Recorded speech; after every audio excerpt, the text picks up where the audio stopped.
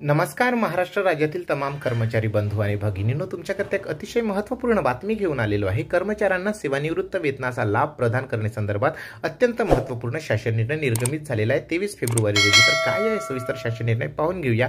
त्याकरिता व्हिडिओला पूर्ण बघा। चॅनलवर पहिल्यांदा आला असाल तर प्लीज एक सबस्क्राइब करून बेल बटन दाबायला विसरू नका, कारण अशा प्रकारचे व्हिडिओ तुम्हाला मोफत मिळत राहतील। तर चला व्हिडिओला सुरुवात करूया। बंधूंनो, सेवानिवृत्त कर्मचाऱ्यांना शासन स्तरावरून सेवानिवृत्त वेतनाचा लाभ प्रदान करण्याविषयी समिती गठीत करण्यात आलेली आहे। अंतिम मुदतवाढ देण्याबाबत राज्य शासनाच्या सरकार, पणन व वस्त्रोद्योग विभागाकडून महत्त्वपूर्ण शासन निर्णय निर्गमित करण्यात आलेला आहे।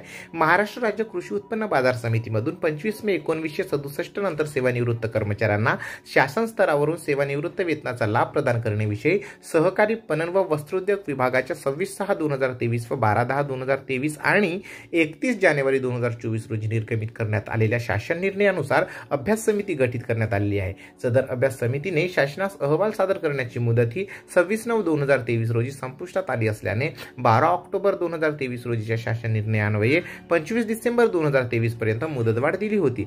सदरची मुदत ही संपुष्टात आली असल्याने दिनांक 31 जानेवारी 2024 रोजीच्या शासन निर्णयानुसार दिनांक 25 फेब्रुवारी 2024 पर्यंत मुदतवाढ दिली होती। सदर अभ्यास समितीचे कामकाज हे अंतिम टप्प्यात असल्या कारणाने समितीला शासनास अहवाल सादर करण्याकरिता 2 महिन्याची अंतिम मुदतवाढ देण्याची बाब राज्य शासनाच्या विचाराधीन होती। यानुसार सदर शासन निर्णयान्वये राज्यातील कृषी उत्पन्न बाजार समितीमध्ये दिनांक 25 मे 1967 नंतर सेवानिवृत्त कर्मचाऱ्यांना शासन स्तरावरून सेवानिवृत्त वेतनाचा लाभ करण्याबाबत याविषयी धोरणात्मक निर्णय घेण्याकरिता 26 जून 2023 रोजीच्या शासन निर्णयानुसार गठीत अभ्यास समितीचे कामकाज अंतिम टप्प्यात आले असल्याने शासनास अहवाल सादर करण्याकरिता अभ्यास समितीला 2 महिन्याची म्हणजेच 26 एप्रिल 2024 पर्यंत अंतिम मुदतवाढ देण्यात येत आहे। या संदर्भात राज्य शासनाच्या सहकार, पणन व वस्त्रोद्योग विभागाकडून दिनांक 23 फेब्रुवारी 2024 रोजी निर्गमित करण्यात आलेला सविस्तर शासन निर्णय मी स्क्रीनवर स्क्रोल करतोय, तुम्ही हा पाहू शकता, वाचू शकता। काही शंका असल्यास मित्र हो तुम्ही कमेंट्स करून नक्की लिहा।